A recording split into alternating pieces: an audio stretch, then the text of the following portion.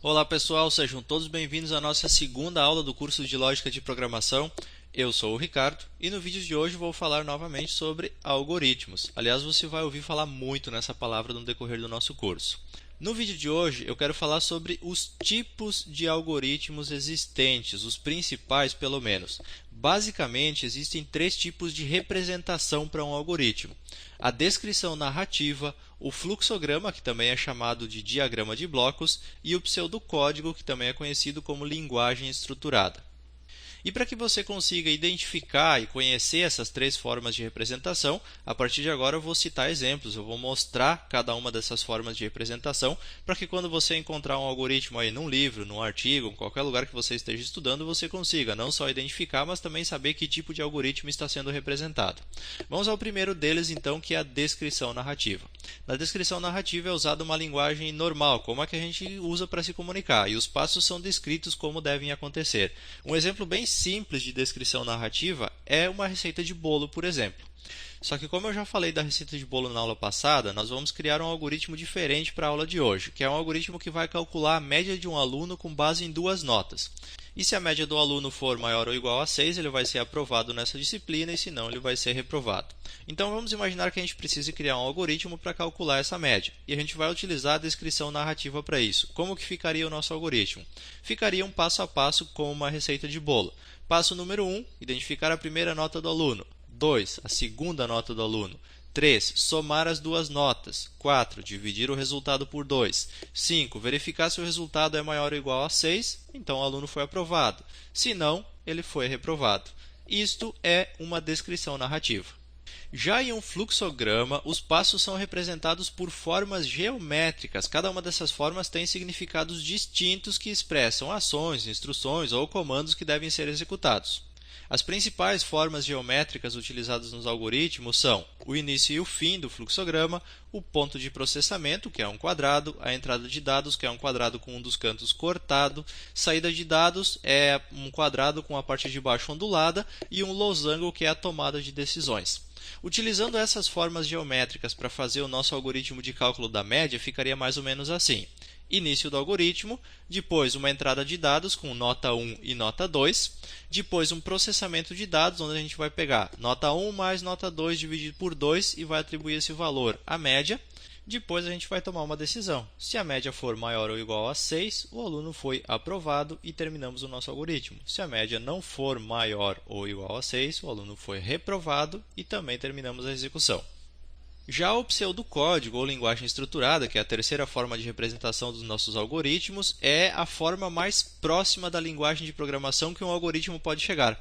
Esse tipo de representação usa blocos, usa comandos de entrada e saída, usa variáveis, usa constantes, expressões lógicas, relacionais e aritméticas, atribuições e outros comandos que juntos irão formar um conjunto de ações a serem realizadas. Essa forma de representação, inclusive, é a forma que eu vou utilizar no decorrer do nosso curso, para mostrar todos os exemplos sobre lógica no decorrer de todas as aulas que a gente vai fazer. Justamente por ela ser o mais próximo possível de uma linguagem de programação e, ao mesmo tempo, ser simples o suficiente para que qualquer pessoa consiga pegar um algoritmo com esse pseudocódigo e entender ele, mesmo não sabendo programação. Este exemplo que você está vendo agora é de um algoritmo criado dentro de um aplicativo chamado Visualg. Esse programa foi desenvolvido por uma empresa brasileira para auxiliar no estudo de lógica, no estudo de algoritmos. E esse algoritmo tem como objetivo calcular a média de um aluno, assim como os dois exemplos anteriores que a gente já viu. Temos o início do algoritmo, com o nome dele, depois nós temos a definição de variáveis. Não se preocupe em entender o que é variável, o que é constante agora, depois eu vou explicar tudo isso.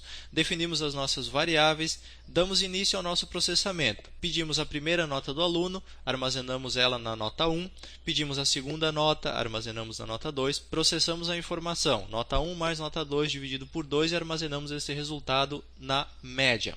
Depois, nós escrevemos na tela a média do aluno e comparamos o resultado. Se a média for maior ou igual a 6, então a gente vai escrever que o aluno foi aprovado, a gente vai mostrar uma mensagem de aprovação. Se não, a gente vai dizer que o aluno foi reprovado e tem o fim do nosso algoritmo.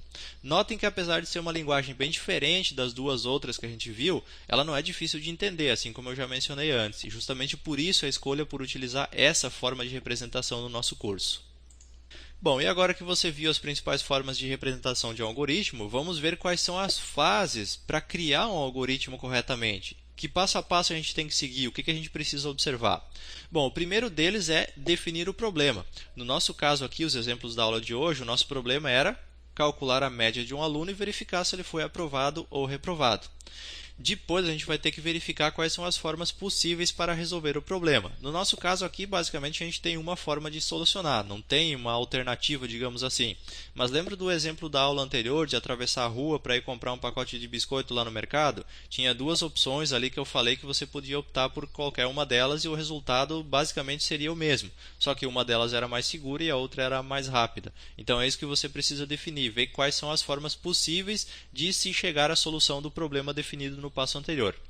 O próximo passo, então, é escolher a melhor forma de solucionar o problema, dentro daquele contexto que você está atualmente. Depois você vai criar o algoritmo propriamente dito. Existem ainda duas fases que vêm depois da criação do algoritmo. Eu vou colocá-las aqui como um adicional para vocês, que é transformar o algoritmo em um programa de computador através de uma linguagem e, por último, analisar se o problema foi resolvido. Caso o problema não tenha sido resolvido, você deve voltar à etapa inicial e fazer todo o passo a passo novamente, porque alguma coisa deu errado no meio do seu planejamento. Bom, e como todos puderam perceber, algoritmo, apesar de ser uma palavrinha difícil de se falar, não é tão difícil de se aprender, não é mesmo? A gente viu aí as formas de representação e como fazer a criação de um algoritmo, as fases necessárias para se criar um algoritmo. Mas não acabamos esse assunto ainda. Na próxima aula a gente vai falar sobre algoritmos novamente. Mas por hoje está de bom tamanho. Eu espero que todos vocês tenham gostado da aula, tenham aprendido algo novo no nosso vídeo de hoje. Se você tem alguma dúvida, crítica ou sugestão sobre esse vídeo, deixa seu comentário para a gente. Eu vou tentar responder e ajudar todo mundo na medida do possível, obviamente. Para todos vocês que ainda não conheciam o RBTech e querem acompanhar não só esse curso, mas nossos outros conteúdos, aí na tela estão aparecendo os endereços por onde você pode nos seguir. E a vocês que já são nossos seguidores, muito obrigado pela audiência e eu espero todos vocês no nosso próximo vídeo de Lógica de Programação. Até mais!